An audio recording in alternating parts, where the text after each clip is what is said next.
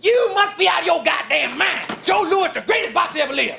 I'll be with you boys in a minute. He was bad in Cassius Clay. He bad in Sugar Ray. He bad in that. Who that? The new boy got Mike Tyson. Look like a bulldog. He bad in him too.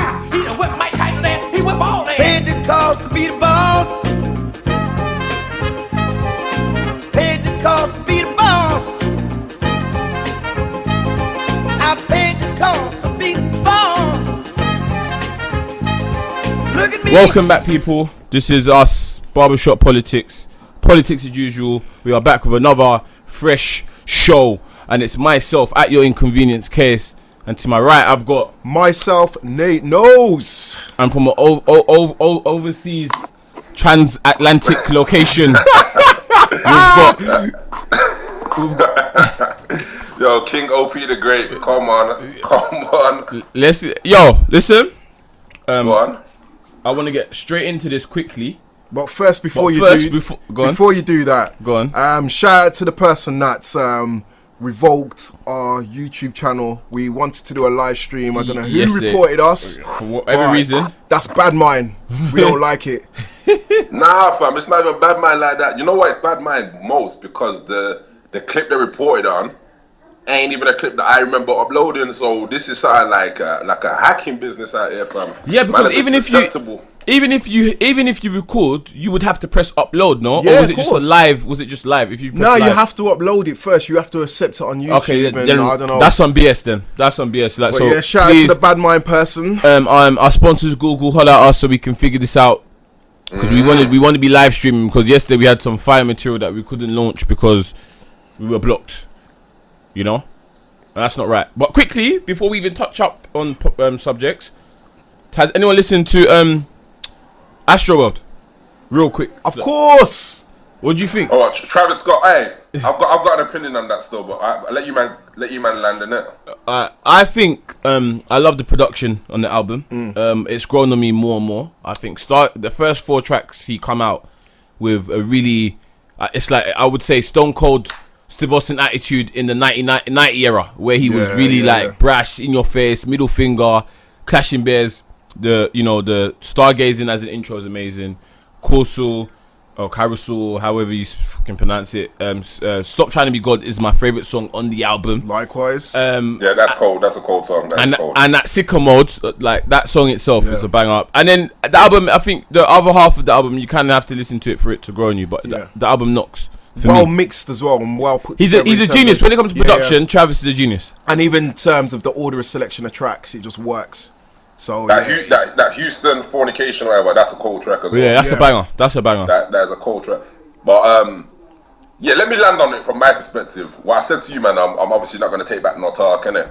Real man time. But the one thing I kind of said to you, man, is that I was struggling to understand the global hype around it because, like, in terms of bars, there ain't really many quotables. Like, I don't think you, man, even now, if I said to you, give me the best bars on the album, I don't think man could just give me a quick 16. I don't think there's any. No, not a 16, but I'll give you a line though. Go on. She hit that booger sugar to a nosebleed. So basically, which is emphasizing my point. What I realized is that I was saying to you, man, is that it's not really a barring season no more. And I think Nate highlighted this about the kind of ad-libs and the kind of vibe. And I think what I had to do, because remember when I texted you, man, I said I'm not really feeling it too heavy. Fam, I had to leave this on repeat, and I heard it about 5 different times. And by the 5th play, I got it. It's like you said, Casey. It's like a mood thing. It's not really about specific bars or quotables. It's about like delivering a mood for the audience. Yeah. And I think he succeeds in that. Yeah, all the time. And like I said, that "Stop Trying to Be God" song, that's something else. That's a standalone track. That's gonna go down. For the decades. But you gotta remember nowadays. Standout tunes.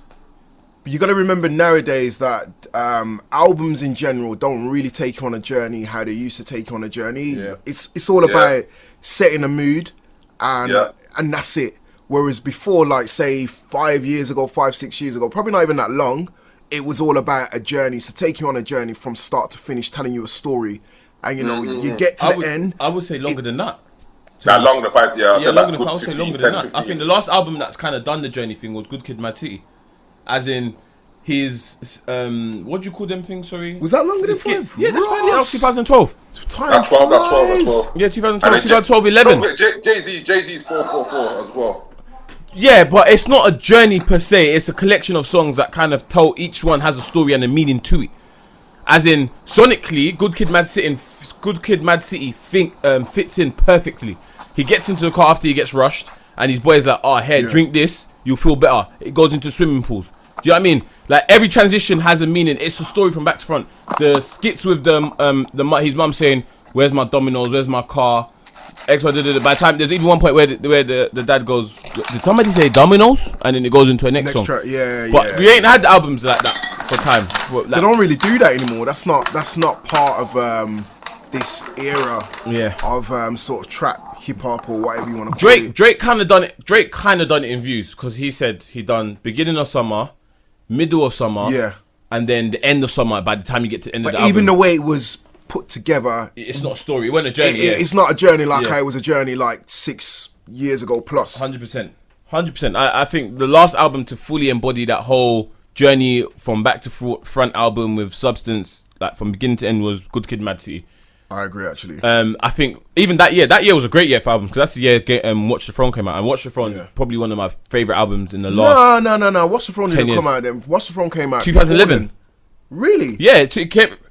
Watch the Throne came out summer of 2011, and Good Kid, Mad City came out at the end of the year, or before that, or in the 2012 summer. Raw. Oh. Transatlantic. So we were discussing albums. Sorry about the technical failure, but yeah, we were discussing albums, and I was just saying, I don't know how much you caught of it all, but I was saying the last album to fully capture that story, journey, bars, feeling album was Good Kid, Mad City. Other than that, there's no album that really has a journey or take you on the journey. It's just a collection of songs. So I don't really understand how artists work on that album, if you see what I'm saying. But yeah. So out of 5, what we saying? What we giving it? How many stars? Just how many trims? Is it a 5-star trim? Is it? I will give it a 4. I'll give it a 4-star trim. 4-star trim. Yeah. What about you? I can't really call it a trim, you know, fam. Like I can't, because I'm still like I'm still living in that, not living I should say, but I'm still from the era where, you know, you have your benchmark trims, innit? The benchmark trims are like ready to die. Benchmark trims are like blueprint and that, innit? Mm-hmm. So I always compare a trim to that. So I have to change it and not call it like a straight trim. I gotta call it maybe like a markup, innit? Rather than a trim. Shape up. But what I'm saying though. What I'm saying. Definitely not a trim with I understand your angle, but isn't it? Why not just compare it to today, like what we have today? Why would you have to go so far back? As I'm saying, if I compare it to today though, that's like, that's all well and good. But that's basically negating all the bad boy trim that man got back in the, you know what I mean, the 2000s. No, I'm not. You don't have to negate. You don't have to. Them trims were legit, fam. You understand? Man, wavy. Man had all sorts of things. Hold on. When we were talking about the Jordan, I can't really neglect that. You understand me? When we were talking about the Jordan LeBron, I said by saying LeBron is a good player doesn't mean you don't diminish anything Jordan's done. By you saying for this generation, for this era, it's this type of trim. You know what I mean? Nah, but I'm not saying that now, because I've always said, if you're using the Jordan LeBron analogy, I've always said LeBron could go into the Jordan era and bad up the Jordan era on his own anyway. Like, I don't think it's an era you can't put LeBron. I've said it. LeBron is the best basketball player of all time. It's just not the greatest in terms of greatest is like more legacy. Greatest is more everything else. You understand me? So what you're talking about? What LeBron? Sorry to kind of navigate slightly. You're talking about what LeBron does outside of basketball. No, within basketball, outside, he's a better player. As in what your kind of gravitas is, by being LeBron James. As in, I mean, obviously we literally got off track slightly. Well, actually, we haven't because LeBron and Travis Scott were having a conversation about the executive production of 2K basketball, innit? So maybe it's kind of all tied in by the universe. But going back to LeBron is just not that kind of global icon that Michael Jordan was in his pomp. LeBron obviously is doing great things now and outside of basketball in terms of being a humanitarian, but as a direct basketball ambassador, Michael Jordan was the bigger face. But as an actual pure player, LeBron James would bad up Jordan every day of the week and twice on a Sunday. But going back to Travis Scott, like I this is what I've said to a lot of men in it, particularly like my generation in it, where a lot of us go wrong is we're trying to compare, because it's called hip hop or rap, whatever. There isn't no kind of segregation. The only segregation has been this idea of like mumble rap, innit? But that's like a kind of derogatory phrase. So I would just say it's rap 2.0. And if you're comparing it to rap 2.0, then yeah, it's definitely a 5-star trim. But if I'm comparing it to the kind of whole genre and everything that falls into the category of rap, then it's only about 3, bruv. It's a markup, innit? It's just, you look okay to go see, a chick if it's a second or third date. But if it's the first date, you're not gonna get the pum pum, bruv. But would you put Travis Scott's album into the genre of rap, or would you put it into the genre of trap? And do you separate? Can you differentiate the two? Because with me, I won't never put, say, for instance, a J. Cole album or a Kendrick Lamar album in the same category as a Travis Scott album. Yeah, like they're slightly two different genres for me. Yeah, I wouldn't say Travis is trap. I think he raps on trap beats and he produces trap beats, but. Yeah, but that's my point. That's why I think everything's gone a bit left, is that I don't think he even really raps like that. I think he's more of a harmonizer, and then he may go into like a flow. He's more of the sort of Migos genre as opposed to, say, for instance, the Chance the Rapper. Where people are gonna rap to you.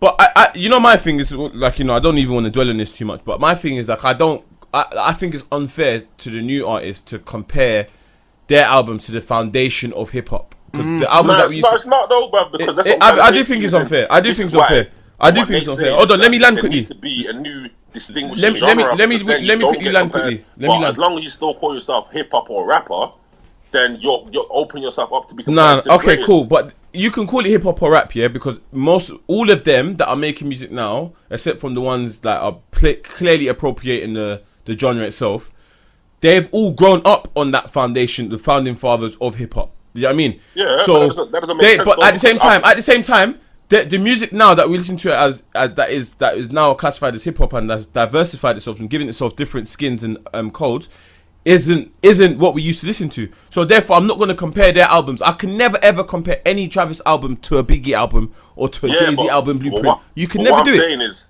they are not distinguishing it from that. They're still calling it the same name. So if you look at the UK, for instance, no, but it's like we're not standing here saying we're doing straight rap. We're saying I've got Afro swing or I've got, you understand me? Yeah, but it's like, but we had grime. You mix it up so that you can't be compared. You know what I mean? You're not gonna compare fucking I don't know, Kojo Funds to gigs. You understand me? Because it's two different.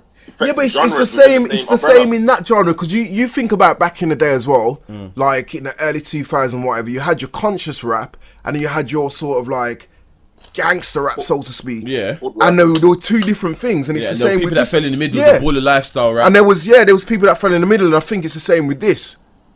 100%. Because but what I'm saying is they're not claiming a title, and that's the reason why they're getting. They don't have to, because they grew up on hip hop. Real rappers. Until you claim a title and say this is what we are, I don't think they have to. You're gonna get people comparing you because I don't think they have to. Distinguishing yourself. I don't think they have to. Okay, cool. Because then that's like saying, what you're saying is basically people that grew up on Rakim and Chaos One would look now and say that the people that came after them, Nas, Jay-Z, and that ain't hip hop. No, I don't want to say that though, because people that listen to Nas, Jay-Z, and KRS-One, they're from similar eras, bruv. But I'm saying, the description is not the same. So the production was different, but in terms of the rhyme patterns, it only really started. It didn't really shift too much. It just got more intricate, if anything. No, it did shift. Chaos One, Rakim, their flow was ibidi boo, like, the whole stuff. Rakim was still barring back in the yeah, he was. But what I'm saying to you,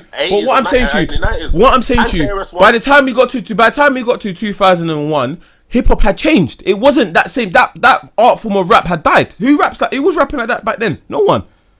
But bro, you had Chingy, you had Nelly, you had Nelly. That's a bad example, bro. Pardon me? If you're using KRS-One and Rakim, that's a bad example. It's not a bad example, because if you go back to that era, if you're using somebody like Curtis Blow, then fair enough, or Run DMC, that's different. Their rhyme flow was mad different. But KRS-One and Rakim, they could flow, and they still flow now because they know how to do. Yeah, because again, this is what I'm saying. I think you're not listening to what I'm saying. I'm saying Rakim and KRS-One. Okay, I don't think they're a bad example, but I'm saying the way I'm saying they can look back at people that come after them directly and say this isn't rap or this isn't hip hop. Yeah, but this is what I'm trying to say to you. Not really, because the people that came after them were people like the Jay-Z's, people like the Nas's, people like using Noriega. And what I'm trying to say to you in terms of their patterns, it weren't that dissimilar. And all of those people, they all have got tracks together, like going forward. So what I'm trying to say to you, it's not that dissimilar. No, if you listen to their pattern, their rapping patterns, it's not dissimilar. Someone like a Curtis Blow's flow was all like hibbity hibbity hop, da da da da da da da da, which no one raps like that ever anymore. But KRS-One and Rakim, they were just spitting bar after bar after bar, mad 16s. Yeah, but again, you're not. But at the end of the day, it's not a good example. But I understand what you're trying to get to, but it's not a good example. But I'm saying, hip hop has always diversified. It's grown. It's elevated. It's allowed things to, like, for example, Soulja Boy. Soulja Boy is like the father for a lot of these gimmick rap. He's the father for them. Yeah. And at the time when Soulja Boy came out, yeah, there wasn't anything like Soulja Boy, and there was hip hop, and that Soulja Boy song is classified as hip hop. But this is my point. It shouldn't be. That's what I'm saying. When they continually keep that label, that's why we're having problems. But I don't think they should. I don't think they should have to dissociate themselves from being hip hop. I don't think. But you don't dissociate yourself. You just give yourself a new tag, so that what it does is that the elders can't look back at you and say, "You lot are not rappers." You can't have the argument. Like I said to you, use the UK. We got the UK. We got Look, we got garage. We got grime. We got UK rap. They're all from the same umbrella, but because they're separated, no one's gonna disrespect a CKP versus Gigs. Even though CKP's bars are very simplistic and nursery rhyme, they're hard bars in garage. You see what I'm saying? Like, you separate it so that people still give you the respect that you're supposed to get. So you see, drill rappers, you don't have the same. You don't believe this because they say we're drill rappers. Is your thought process the same or different because they've got the title over their rap? What do you mean the same? As in, like you said, okay, cool. Like in America or even in UK, there's a term called drill rap. Yeah. So therefore, they're not really saying we're hip hop. We're just saying we're drill rap. Yeah. So do you feel okay? Is that what you're trying to say that more artists should do? Yeah, I should say you should because I can't stand here now and say Heady One is shit because Heady One's not shit. Heady One is hard for drill. But if you're gonna put Heady One in terms of next to a Wretch 3-2 in terms of who can bring out the best couplets, I would say Heady One. You're having a laugh if you ever put him next to Wretch 3-2. You see what I'm saying? But because they're different genres, I can respect Heady One as being one of the top boys in drill. That's the same in US rap though. Yeah, but they're not saying. I'm trying to say in US rap, they're not separating themselves. There's no one saying, "Oh, we're doing this." The name they give them is mumble rap, and mumble rap is a derogatory term. It's not a positive term, is it? No, I disagree with you, man. I disagree with you. I understand. I think you can, but all I'm saying is you think. I'm saying if in UK we don't have these debates about who the best rappers are. We don't have these debates about people arguing because people have got the genre separated clear. Not even that. In you America, just know. You just know. Genres are not separated. Everyone knows. Everyone knows the best rapper we have in the UK is Wretch 32. It doesn't there's no debate. No, what do you mean the best rapper? How is he the best? Who's better than Wretch 32 in terms of coming to flow bars? Kano's better than Wretch 32. Nah, see, I used to think that, but he's not. No, he is though, bro. He's had more longevity. Kano's got better structure. He's got better body of work. He's got 2 classic albums, literally classic albums. Wretch 32 ain't got 2 classic albums. He ain't got one of them. No, see, again, now we're having the Jordan LeBron debate. Yeah, and now we're having the Jordan LeBron. I'm talking about rap. I'm not talking about career. And that's like a Nas. That's like a Nas Jay-Z thing. Yeah, I'm saying the better rapper is better than Wretch 32's fire in the booth. Because I would say, what fire in the booth? No, I don't. I think in terms of the firing, my personal Wretches and Avenida fire in the booth is literally my two. Personally, I think the fire in the booths are even. Like Wretch 3-2 and Kano's fire in the booth. Like I can't really say which one though. Which one? What do you mean? Which one? The one that he did release when he did. So Kano did. What's the last album called again? Made in the Manor. So yeah, Kano did one. Yeah, the one he did on. I think he had his nephew there or something, or some little kid was there. And Wretch 3-2 did one before with Av and with one Avellino. Yeah, he did one with Avellino, and then Kano did one to obviously take the spot. But Wretch 3-2 and Kano, their fire in the booths are even. I can't really say. Yo, do you know why? Wretch's one's even fire? Do you know why it's proper fire in the booth? Wretch's one. But you're talking about the one without Avrelino. Because Avrelino went off in that thing. And I'm there thinking, bro, how did Wretch stop this? And then Wretch came in so effortlessly for like 5 minutes or like 10 minutes or something stupid. Barring. Bro, I can't really say who's better than who. Because I used to say Kano was better, but I've looked at it and I've just said, no, Wretch is the better rapper. Fam, you're missing Kano's got the better career. I'm trying to say to you, Kano, bro. Kano, in terms of longevity, Kano's still mashing up dancing now, bro. Brother, we're talking about rap. Kano, we're talking about rap, was the guy, bro, who transitioned from the Gary sound to fucking to grime. He was the missing link, bro. He was the bridge. He was the one. Him and Sharky Major were the two. That's what I'm saying. If we're talking about who's more iconic, Kano's more iconic. You know Kano? No, bro. Kano's a better rapper, bro. He's not a better rapper than He's not a better rapper than Wretch, bro. He's not a better rapper than Wretch. Listen, Kano's probably the biggest icon we have in our generation. I would not. I actually go for Wretch, you know. I'm telling you, no, I will go for Wretch. I will go for As in boss, bro. It's SBTV freestyle when he has the oh my god, the old one, the first one is where he's wearing the green hoodie. There isn't a better SBTV freestyle on that Wretch. What green hoodie are you talking about? You talking about Fire in the Booth? No, SBTV, 96 bars of revenge. I don't think I've seen that one, to be honest. You see, alright, brother, go watch that, bruv. From Wretch's ahead of time. Go listen. Have you listened to Retrospective? No, Rude boy, I don't listen to Retrospective, bruv. Come on, bruv.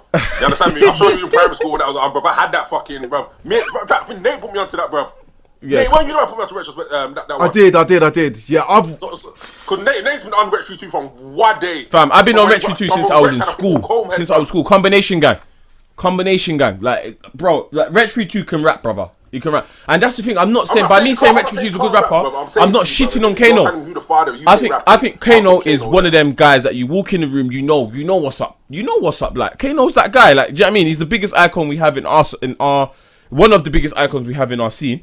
But at the same time, I'm saying when it just comes to pure ability of rap, Kano is a better rapper. It's the same way I'm saying LeBron is a better basketball player, but Jordan's an icon. Because you said Kano's a better rapper, so I don't know. No, I said Kano's a bigger icon. I said Wretch is a better rapper. But this is like comparing Nas and Jay-Z, in my opinion. Alright, Alright, look, exactly. We're gonna go around in circles, and I'm not trying to convince you, Casey. End of the day, for me, as I said to you, I've grown up with Kano, and I've still seen Kano to this day. I can't find an MC in the UK who would even really look to challenge Kano. I don't know any MC that was like, yeah, cool, let's go bar for bar on the track, let's go do this. I don't know one that would do that against Kano. You understand? I'm not dismissing Wretch. I think Wretch is cold. Don't get it twisted. Yeah. But I'm just saying, facts don't lie, cuz the numbers don't lie, the longevity don't lie. No, the reason why I would say, stop bringing up the careers. He's got 2 albums, bro. Owen, stop bringing up careers. We're talking about just rap. But I'm saying, talking about rap. Where do you get the career you're doing accolades. I'm just talking about ability to rap. For example, someone might say to me, because people used to do this shit all the time, used to piss me off. People used to say, "Oh, Black Thought's a better rapper than Jay-Z," and I used to be like, "Oh no, but no." But if you're just talking ability to rap, not career, because Kano's more iconic than Wretch. Girls love boys, bruv. Yeah. All the way through to things like Layer Cake, all the way through to Made in a Manor, all the way through to Brown Eyes, all the way through to P's and Q's, all the way through to Gary Skank, bruv. Kano has got bars for days, cuz. Yeah, rap, but that's what I'm saying. We're talking rap, don't bring the 2 albums and la la la la. We're just talking rap. I'm saying rap. I'm just saying that the quotables are coming from those albums. I'm not just pulling things out of the sky, bro. I'm saying that's where they're coming from. This is what I'm making my analysis. I'm not standing here saying, for instance, Wretch 3-2 when he did the that tribute to Richard Antwi, bro, that song is cold. You understand me? I'm not standing here saying Wretch ain't. I'm not saying it's like Kano's miles in front. It's very much like he said, like Nate said, Jay-Z, Nas. It's gonna be who really you prefer. But for me, I would say if you're gonna stand here and say who you got list of 1 for the rest of your career, I would go with Kano personally. Clearly, you go with Wretch. No. I would go Kano. I'll go Kano. But then I don't know what the fuck we're arguing about. Then. No, it's not argument. No, but I'm saying the thing is, this is what I'm saying. By me saying Wretch is a better rapper, I'm not shitting on Kano. I've said this is like the 9th time I've said it. Robert, let me land. This is the 9th time I said it. I said, yo, like Kano is by far more iconic for me as an individual in the scene. I can break it down this way. I will say, in terms of Kano's albums, the better. In terms of freestyles, Wretch. Because that Grime Daily one, I don't know whether you've seen the Grime Daily. Oh, that one's cold. With the words and that's too much. That's too much. What's it called? But that's what I'm saying. That's my point. On his birthday. Daily Duppy one. Yeah. For his birthday. That's me sold for Wretch. Bro, there's one. Kano got one though, so it's kind of hard to kind of. I haven't even seen Kano's one, to be fair. Has Kano got one? You said Kano ain't got one. He hasn't got one. But my thing is, I'm saying for me, Kano's my favorite UK artist, but I'm just literally focusing on rap. Just rap. Just let's say we're talking rap. Wretch can rap, bro. I think he can out rap anyone. Bro, I know he can. But if you tell me, listen to, if you tell me, listen to one artist name in the States, bro, in terms of his barring ability, or at least hooking up with the best barers in the States. I think he's next level cold. I've said this, but I think Kano is just slightly colder when it comes to bars. Bro, Wretch, have you heard that Mayweather bar about Wretch has? Remind me. The one about a cheap shot, but it's not a cheap shot at Mayweather. It was literally after the Ortiz fight. He goes, something getting my money in May like Mayweather, something cheap shot, but that was a cheap shot at Mayweather. So basically, it was referencing the whole Victor Ortiz knockout. But even bro, Wretch can rap, man. And the reason why I said I could listen to Kano forever because I grew up on Kano, as in like Kano was my guy, the icon. So I'm gonna listen to him. Just because I'm saying Wretch is a better rapper doesn't mean I'm gonna listen to his music forever. Secondary school. Pardon me? Secondary school. I think I just started listening to Kano just after secondary school, so when I was like 17, bruv. So yeah, I was a kid. Exactly. So but both of us still got the same memories, effectively. Yeah, because same era, same generation. But yeah, basically, I'm saying because I'm just going to clear up my point of that. I'll listen to Kano more because Kano. What I was saying is my original point. Actually, go on. Yeah, because I'm just saying because Kano was iconic to me from then till now, as in his Lord of the Mics clash with Wiley. Come on. You know, just the way he used to carry himself, bare of his freestyles, and even the fact that he's still relevant now. Yeah, relevant. I mean, he was signed to Def Jam. Like, and you look back at his P's and Q's thing. I forgot about the Def Jam game. Yeah, you know what I mean? Like, Kano was like so much. You used to look at Kano and think, wow, that's the standard, didn't it? Even if Kano was fucking. No, but okay, so in like 5-10 years time, if you was to go, boom, let me draw back a Grime album from sort of Grime 1.0, you're gonna draw for a Kano album, Home Sweet Home. 100%. And that's where he's got that benchmark. Quickly. Whereas Wretch 3-2 in terms of freestyles, I would say Wretch 3-2 is hence why I'm saying better rapper. Exactly. Number one spot. What I'm saying though, my original point is regardless which one you want to put 1 and 2, they're effectively they're the same person on the same. What's the saying? Go the same version of the same coin or whatever. Two sides of the same coin. That's it. Sorry, but what my point is that they're elevated. We respect them as being high level skilled individuals, right? But in the same breath, when I say to you someone like CKP or PSG, are you man like laughing, or is it a case of no, we give them props because they're the top boys in garage? Yeah, of course. They're the top boys. They brought the vibes in garage. Heartless Crew, them because man. They're not separating the genre, having sub-genres within the main genre of hip-hop rap. You get people comparing Jay-Z to a fucking Migos, which is ridiculous. Never. But you see what I'm trying to say to you, what I'm saying to you about it needs to have sub-genres so that you can effectively... Because for me, Migos, it goes Future Migos, like probably Gucci, Future Migos are the father for that.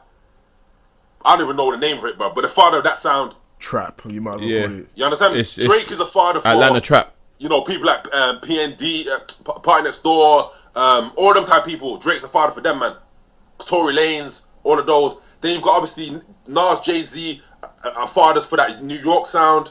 You understand me? And like that's the way it should be separated, so that people are not gonna start disrespecting people's impacts to the game. But I think people are intelligent enough to know that. But it kind of is like it is kind of segmented into those sort of things. It is exactly.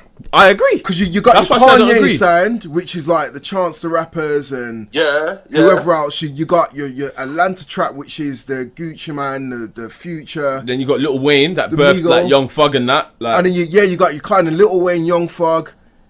Little segment. Because we're connoisseurs, bro. We listen to a broad spectrum of different sounds and music, and like you said, we're intelligent enough to say, "Oh shit! Well, if I'm listening to a Young Thug, I'm only going to compare Young Thug with people like you said, like Lil Wayne, etc. I'm not going to compare Young Thug to Black Thought. You understand? Because there's no comparison really in what they're doing. But across the board, the market and the audience are not that intelligent to do that. That's why you got people like fucking Lonzo Ball talking, saying Nas is trash. Yeah. He needs a You know what I'm saying? Because these younger audience, these younger kids, millennials, 90s, they're not smart enough to know that. Nah, but brother, say millennials, because my 90s babies get that shit, bro.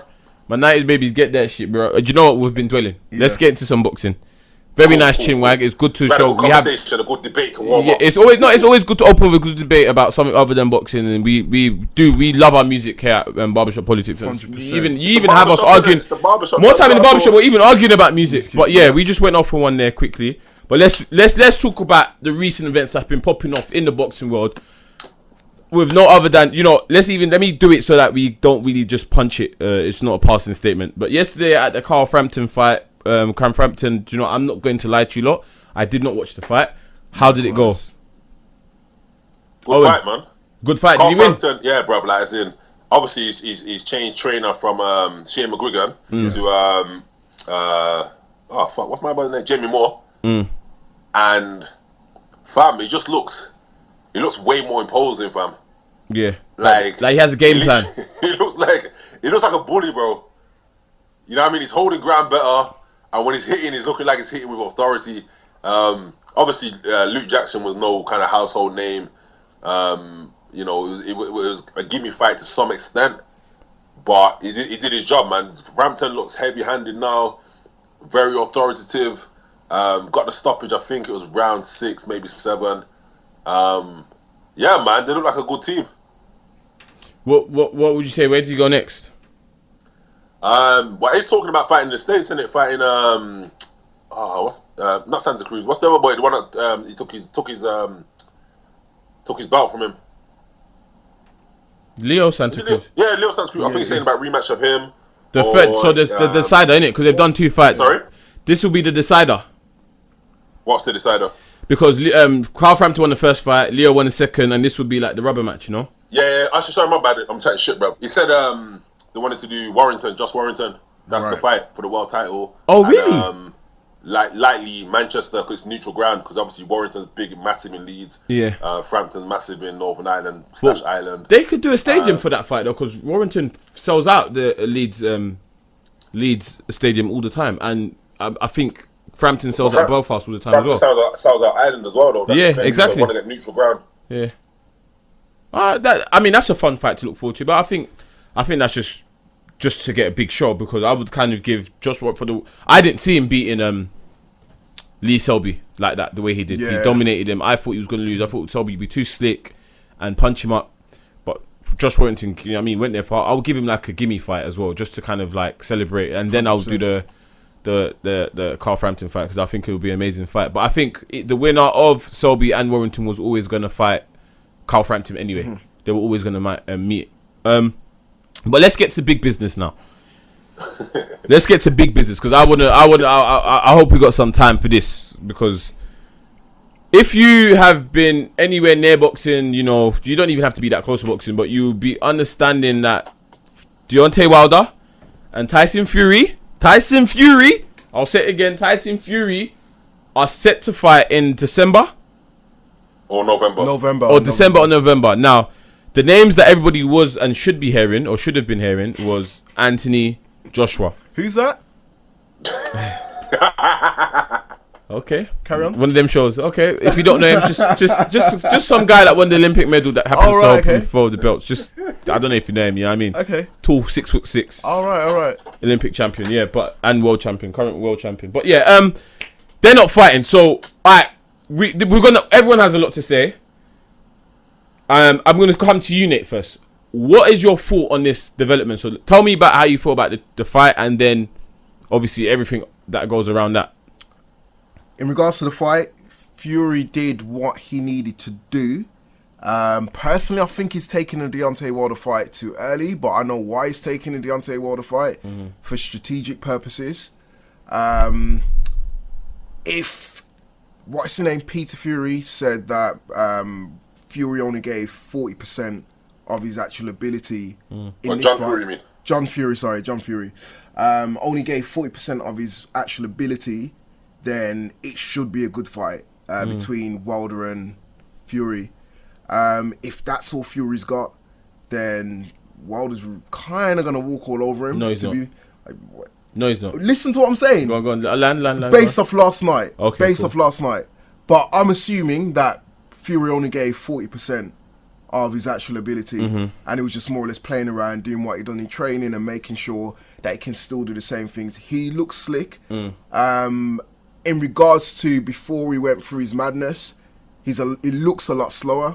Yeah. But that could be still him trying to dust off cobwebs. Yeah. But I like the way how Frank Warren, Sherry Finkel, the whole Fury Wilder have shifted everyone's attention towards them two, and Anthony Joshua's more or less been forgotten, and that's obviously because of Eddie Hearn's BS, him lying to the public, him just creating all these stories, and just this whole propaganda of contracts being signed and not being signed and shit not being legit, whatever. So I'm looking forward to the Fury Wilder thing because I know it's going to happen, and like I said, if Fury's got more in the bag, then it's going to be a very good fight. Yeah. That's my consensus on the whole thing. Oh, do you want me to go or do you want to go? Bro, I'm happy for you to go first, bro. Yeah. I'll take the reins. Yeah. I think this is I would say this is genius because 100%. way they've both come together now. Okay, cool. We can't get a fight with Joshua. Yeah. So let's get a fight for each other. Is absolutely tactical genius like I've ever seen. I think it's played out really well. It's a really, really good fit for boxing. I think the fight is good for boxing because absolutely, if we're honest, this fight should have happened 3 years ago. But obviously went through his madness. Things happened and it didn't happen, you know. And at that time, I would say it would have been a better fight.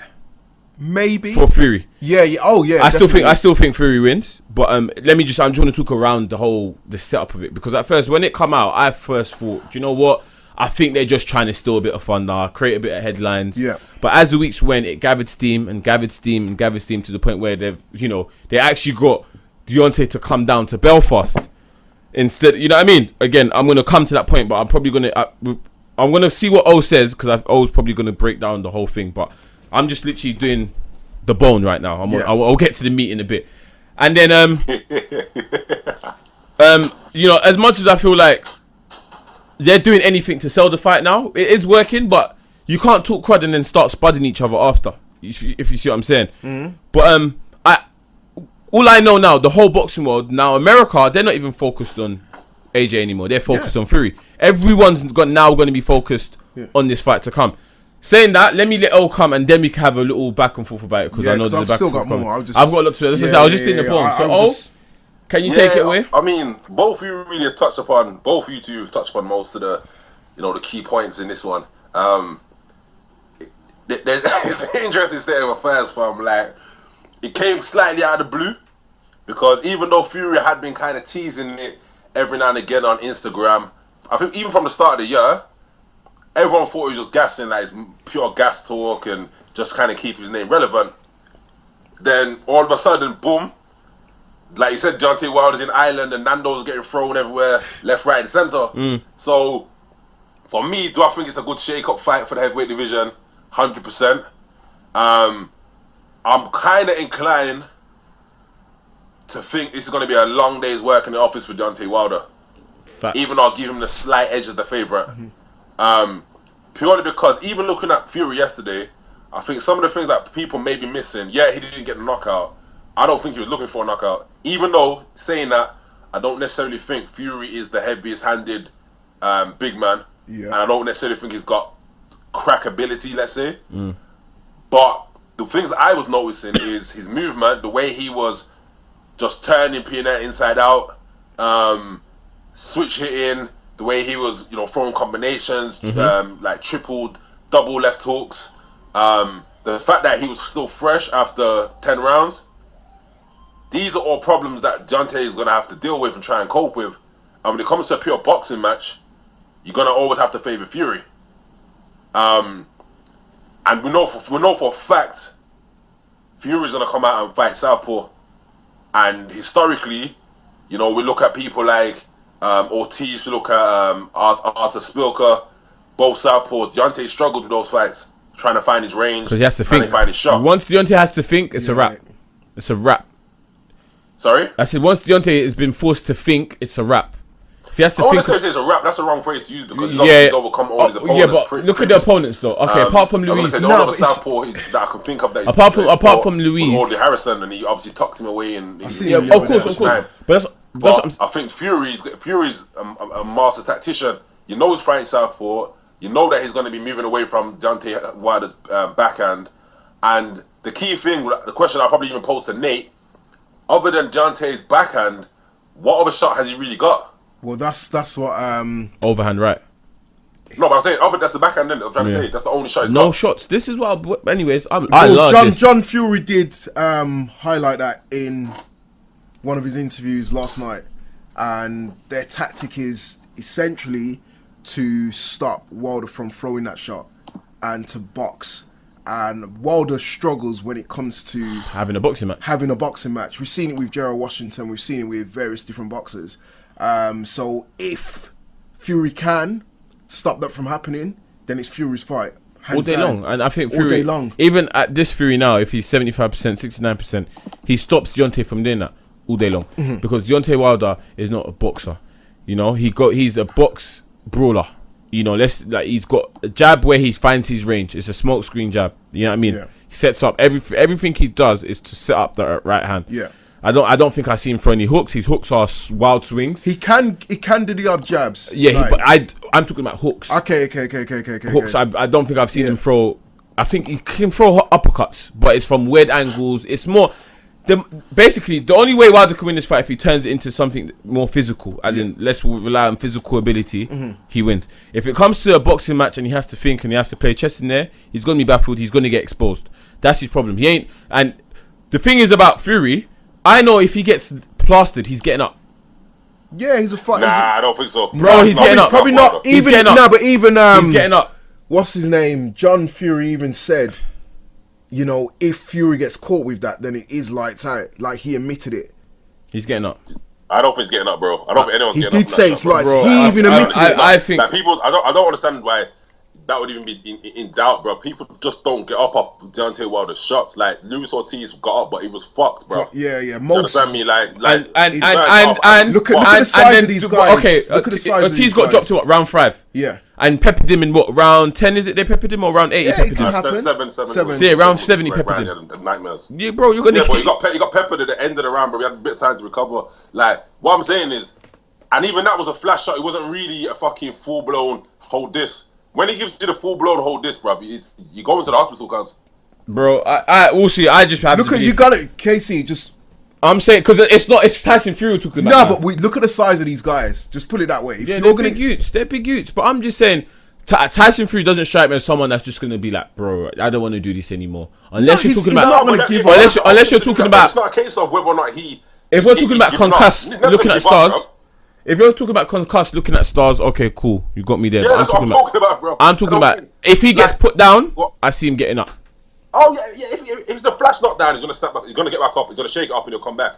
I'm saying if Deontay Wilder hits him, then it's relax. The referee's gonna take out your gum shield and cradle your head and put you on the side so you don't swallow your tongue. But yeah, but anyways, for me, I kind of want to get more and more deeper into this. Yeah, we can get to the meat. Where do we rank Eddie?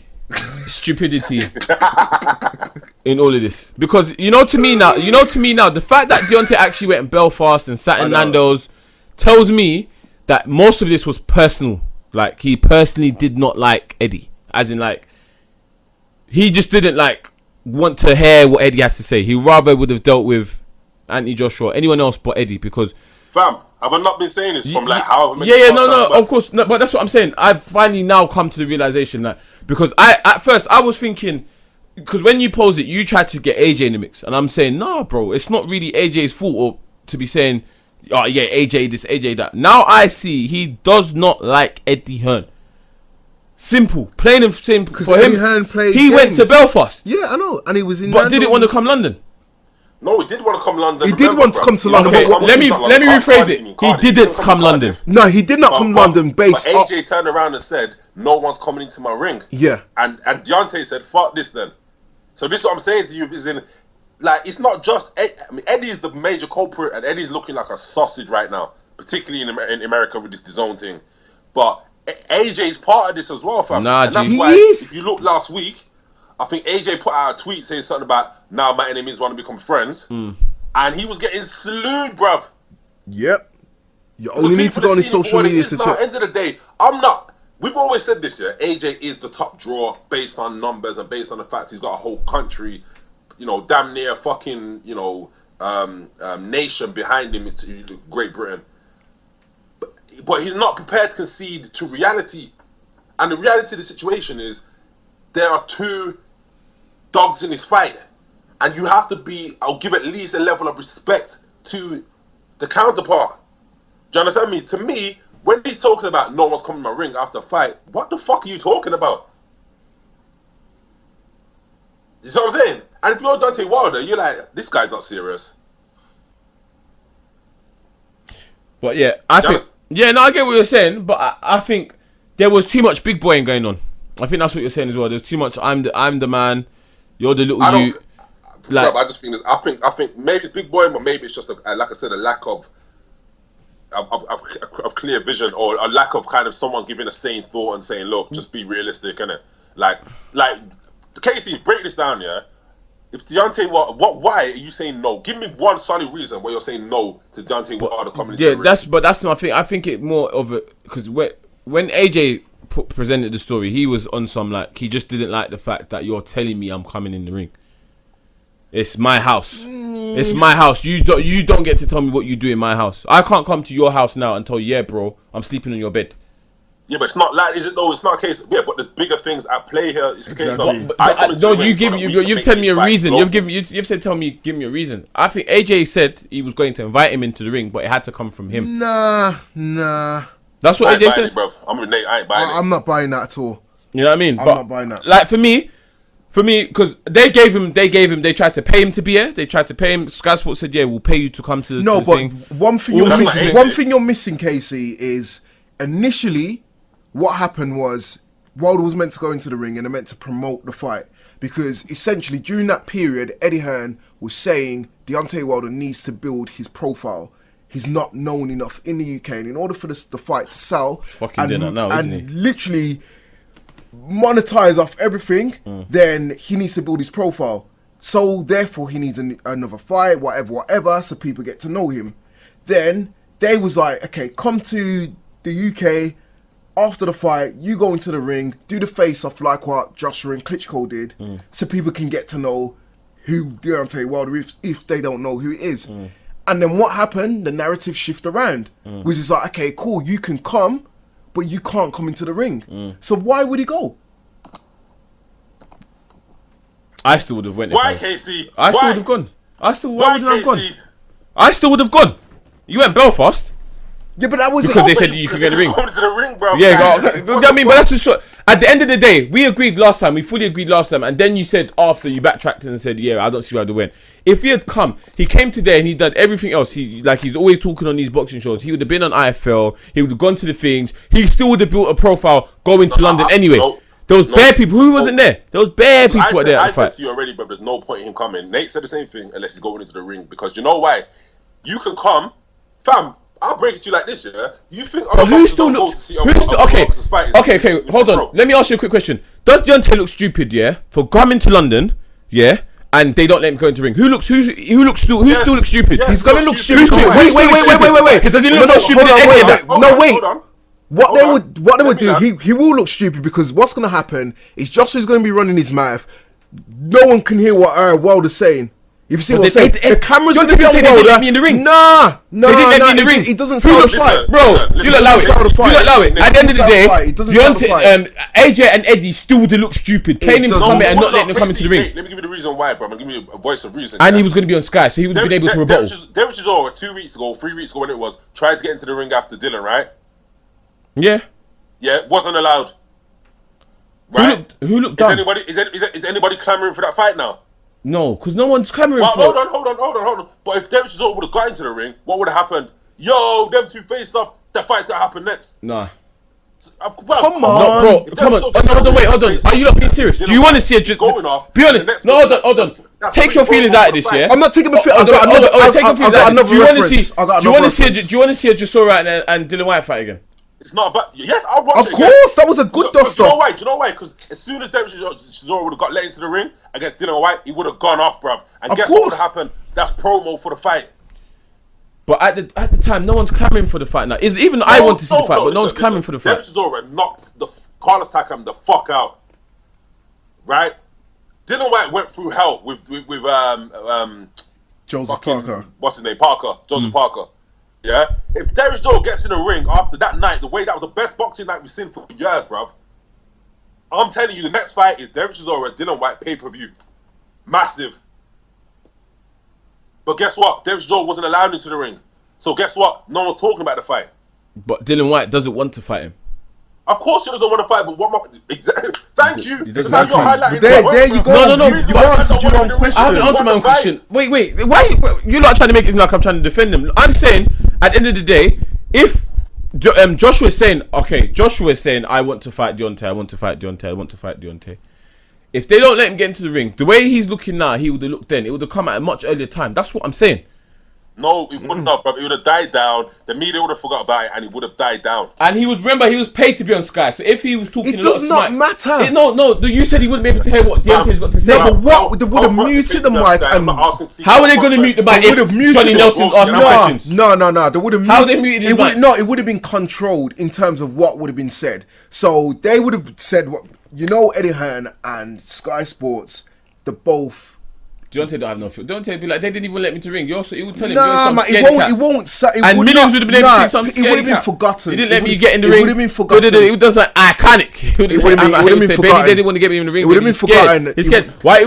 He would ask the question, why did they let me in the ring? Nah, it would have been forgotten. On Sky, live on TV, why didn't they let me in the ring? Fam, it would have been forgotten, bro. No one's caring, bro. Because you know why? The press... Look, go on to the mirror.com right now, at mirror.co.uk, whatever, yeah? There's a picture of Deontay Wilder and Tyson Fury head-to-head. Yeah, because they're not quoting it's news anything now. Deontay Wilder said on fucking BT Sports, bro. No one cares. Exactly. You need to have the vision. You need to have the imagery, so he can come across. Yeah, cool. The boxing channels would have picked it up. Cool. The boxing hardcore fans would have known about it, but the general public would not have nothing to fucking talk about. Exactly. And you need the imagery, bro. And what happened with Klitschko and Joshua? Same thing. That fight was already agreed, didn't it? No, but he went into the ring to guarantee, assure to the public, the general public, but that was agreed, that them two are going to fight. And what happened beforehand? What happened the first time Tyson Fury and Deontay Wilder, Fury stepped into the ring? Yeah, it was from Page News. I think Fing didn't even know. You heard Deontay tell the story on BT. Yeah, he didn't know. He didn't even know he got the ring. It was still, you have the vision, you have the imagery, so that you can put on, and we can replay the clip. We were even replaying that clip years later, bruv. Like 2-3 years later, we were playing the same clip of them two going head to head, and Fury called him a shithouse. But you have the footage. If Deontay Wilder's not in the ring with AJ, there's no footage. It's nothing. It's bare. Don't like, for me, I'm saying at the end of the day, if Deontay would have come to London, he went to Belfast because obviously the fight. It wasn't London. It was Cardiff. But don't forget, it wasn't London. It's Cardiff. Where was it? Cardiff. Oh fucking hell, yeah. Oh yeah, okay, yeah. Fucking hell, it's Wales, yeah. Exactly. Wait, fucking fly to Wales for, fam. Wales, yeah. Go to Wales to do what, bruv? But yeah, at the end of the day, if you had come, don't get a fucking kebab. Come on, bro. There's Nando's. Wales got Nando's too, fam. But anyways, Wales got Nando's too, bro. Wales got Nando's too, bro. Yeah, because you see Deontay likes Nando's. At the end of the day, I'm saying, baby, I'm straight saying, baby. At the end of the day, if you'd gone there and he was gonna be paid, he was gonna be on Sky anyway. If they didn't let him into the ring, he could have talked his shit, and everyone would be like, "Oh yeah, AJ, you're looking kind of sus right now." Regardless of if you know what I'm saying, you lot just putting the point of, oh yeah, nah, he wouldn't look stupid going. He wouldn't look dumb. If anything, them lot Eddie and that would have been under more pressure to make the fight. No, I disagree. 100%. Him by him not coming, it became by Deontay not coming. Why? Casual fans. It doesn't come from us. Do you know what?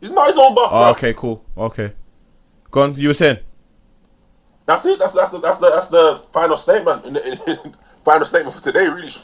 Just that He's not his own boss. It's end up. It's clear. And go on, you want to add anything to it? He's not his own boss. He's signed a contract with Matchroom, and he has to abide by those rules. Deontay isn't his own boss as well, though. But I don't get this. So wait, Frank Warren. I didn't say that. We're not saying that. We're not saying that at all. Deontay Wilder is standing up and saying, "I am not gonna jump through hoops for nobody. There's a point where I'm not on this no more." Yeah, and I think it's clear to everybody that Eddie Hearn and Matchroom, they were taking the piss. And that's really what it boils down to. Yeah, they were taking. You got one man who's being told what to do. Other people are not. And you know what, I can even prove that further. And look at the way fucking David Chisora moves. David Chisora, you think Eddie Hearn can tell David Chisora to do anything? David Chisora will tell Eddie to go fuck himself. And Casey's scratching his head. No, literally, I don't know what to say. What do you want to say? Because, like I said, I'm saying, for me, it's like you're saying AJ ain't his own boss, but who, apart from Mayweather, everyone has a boss in boxing. Of course, exactly. So why can you fault someone else? Why can you fault AJ for that then? That makes sense. That don't make sense. It don't make sense. It don't make sense. Okay. It doesn't make sense. I can't. No, I'm not saying you lot are wrong in what you're saying, but the way you're saying it, it's a problem when AJ has a boss, but it's not a problem for anyone else has a boss. It's the boss you have. Do you know what I mean? Thank you. For then, and then. Also, when we were talking about this as well, you were like, Shelly Finkel was protected. What was it? When I was like, oh, why didn't Vlad and Deontay Yeah, but fight? we're not talking about them. We're talking about now. See, but you gotta remember, that's not my no, but that's a whole different thing. So Shelly Finkel was managing both of the fighters. So that's okay, right? For it thing to be. That's a whole different thing. Yeah, but that's got nothing to do with what we're talking about now. Okay, so this is my point. Every time it's Deontay's, it's different. It's different. It's not. It's not. No. It's not. It's different. We say, no, it's not the same thing. It's not bro. Fam, it's not, fam, listen. Let me say something to you, yeah, right? Like, it's like what everyone's been saying, yeah, is for you to let somebody convince you that $80 million, yeah, it's not worth you doing this for $80 million. Someone's got to start asking questions. And that's what we're saying about he's got a boss. Obviously, everyone has people that are giving him advice and that covers their management side of things and does their deals. Cool, we get that. It's boxing. Very few people control the full kind of suite of tasks that need to be done in boxing. However, when a man is convincing you that you're not supposed to take 80 million for a fight that you've been screaming that you can win easy, then questions need to be asked. A guaranteed 80 million, sorry, I should say. Yeah, I think the boss. And the thing that makes me laugh, let me say the last point. The thing that makes me laugh is you keep saying all this stuff what AJ should be doing. AJ should be turning up to fights. AJ should be screaming this, and this. My question is, why ain't he doing it? Exactly. Why? And the clear answer is because someone's telling him not to do it. No, I don't think that's the reason. I think it's more on the fact that he's built his image on being a decent human being, very laid back, very Olympian. Exactly. But that's not because. Wait. Go on. But that's exactly. He's built his image on that, and he's been told to do that. He has been told to do that. But no, that's how he sells. No, by being a decent human being, being the role model. That's how he said. I think that's come from his place of understanding. I don't think he's been told. No, it hasn't. It has not. Bro. You think Andy Josh will turn around one day and was like, you know what? We're gonna make fucking X amount of millions by being this nice guy when he's from the roads. Yeah, because you really thought he done that. You think he hasn't had no media training and had people lawyers and fucking management saying you can't do this, don't go there, don't be associated with this person. You crazy? He's walked down that path and he has to stay down that path. Even when on the IFL interview, Eddie Hearn said something about one of his daughter had a sports day event. Anthony Joshua sent him a video saying good luck with your sports day, blah blah blah. Is now a role model for kids. Like, he has to go down that good guy route. That's him. But this and all I said, is my original point was that he needs, regardless of what in quoted marks he's been told to do, he needs to completely switch. Because he's still going to make money from. He can. Of course he can. He can't. He's not allowed to. That's the whole point of what we're saying. Of course he can. Prince Nassim still made money because people wanted to see him either get knocked out or win. You either loved or hate Nassim. Yes or no? Sometimes Yes or no? there comes a point when your hole so deep, you've dug your hole so deep, you can't come out of it. And that's what's happened. I don't think that's the case with AJ. Round of applause. Hey, Savage Dan, I beg you put in a fucking applaud soundbite on that part. You see, you lot make me laugh. I swear, you make me laugh so much because at this moment in time, I'm just saying. My original standpoint was, this is what AJ should do. I'm not defending anything Eddie has done, because I don't see how you can go from let's roll to fighting provoking. I don't see how you can do that. I think it's mad.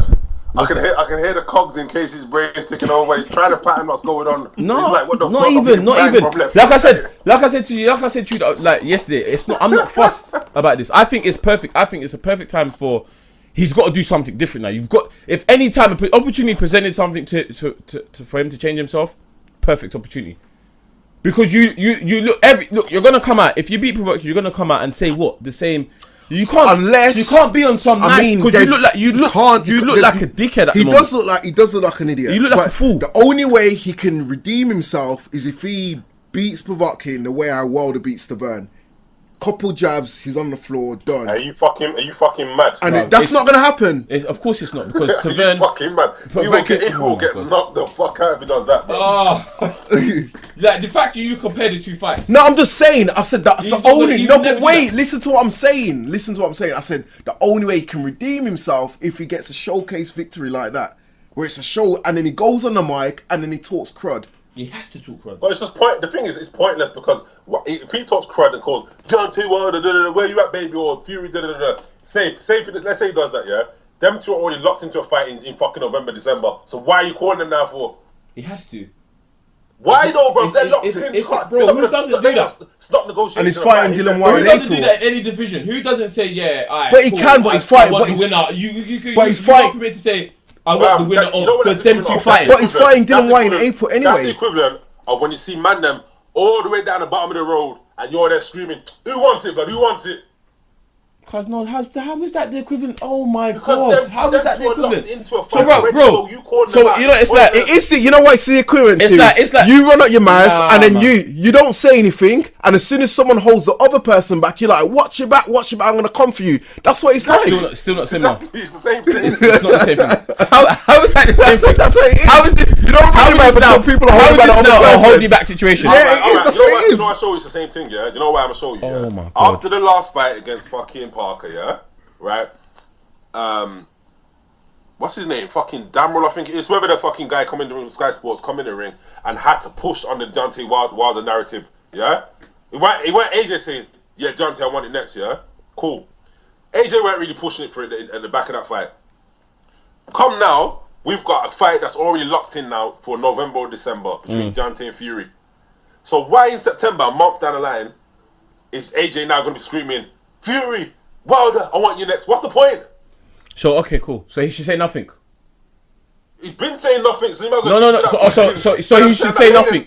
He should fight and just not say anything about the fight. He's dug himself a hole already. So no, it's not about digging a hole now. Now we're literally just talking about commenting on the fight. So are you saying, Owen? Are you saying after if he does beat provoking after the fight, if they ask him about Fury and Deontay, he should say no comment? Bro, what's he gonna say? What's he gonna say? You tell me. Bro. It's yes or no? Should he say anything? What's he got to say? What is he gonna say? You're the copywriter. Tell me what he's gonna say. Pardon me? No, bro. I'm asking you. Don't flip and ask me, bro. So I'm just saying, simple. Yes or no? Should he say anything or not? I'll say pointless, bro. So no. Absolutely pointless. It's pointless. So he shouldn't say nothing. It's pointless. So he shouldn't say nothing, right? But what can he say? No, what can he say? What's he gonna do? Like, we all know in April he's not fighting Wilder. We all know it's fighting Dylan White, so what's the point? What's the point?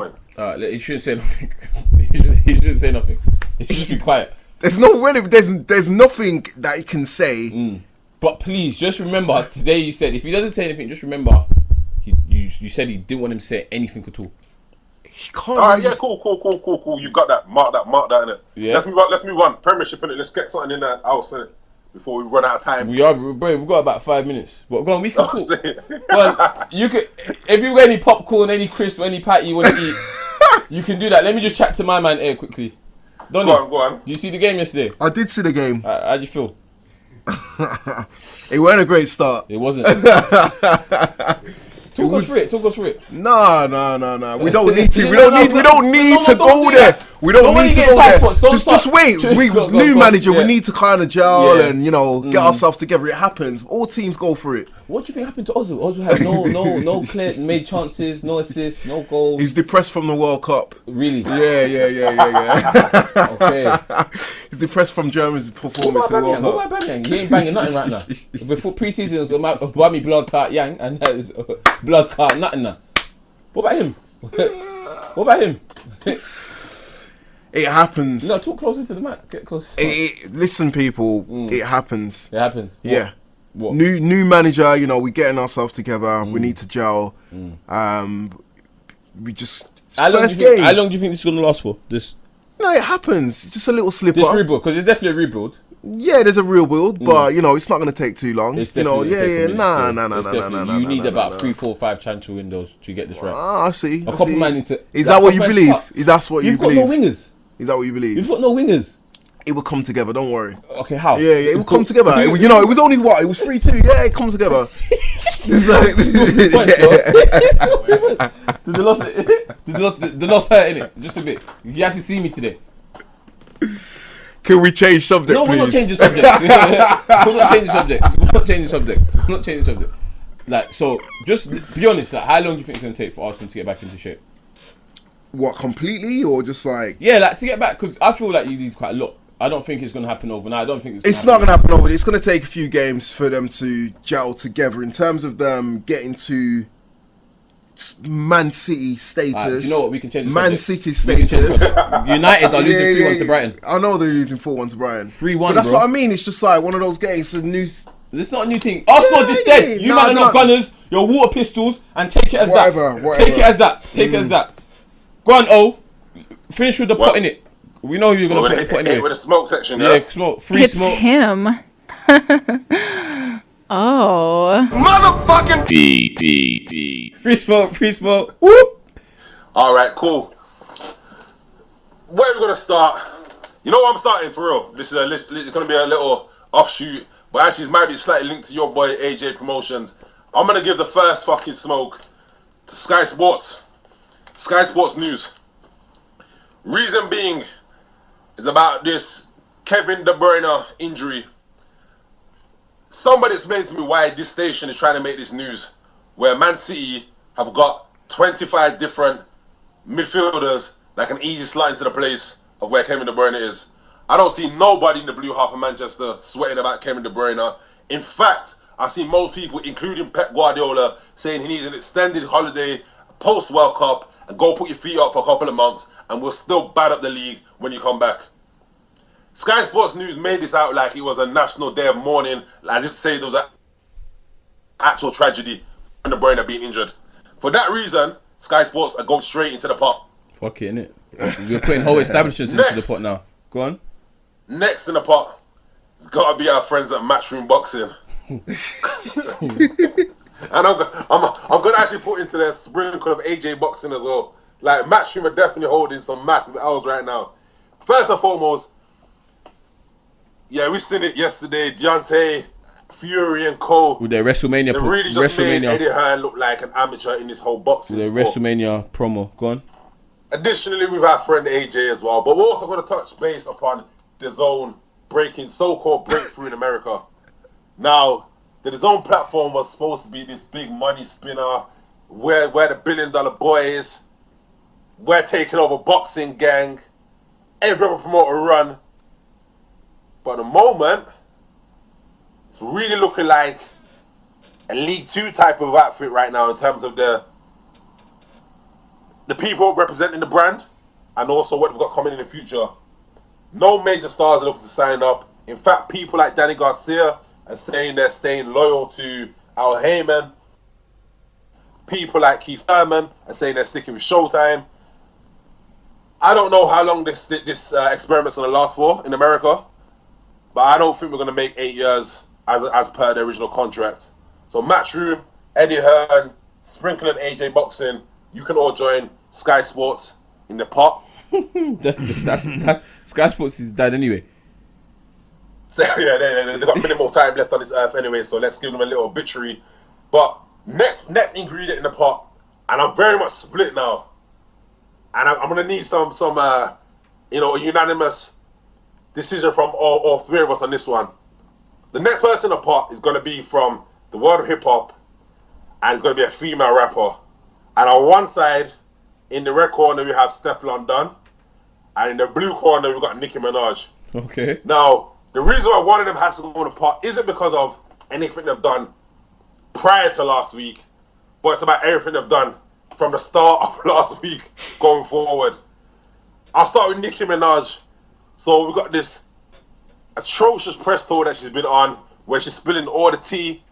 She's doing interviews with Funkmaster Flex. Then we're finding out she's apparently almost killed Safari. We're finding out that she's putting Tiger on blast for his hair plugs. She's going after Cardi B. Everything just looks a bit desperate right now for our girl Nicki. And then, as I said to you, in the other side of the ring, her opponent, Stefflon Don. I don't know who advised her to put a fucking EP the week after Queen came out.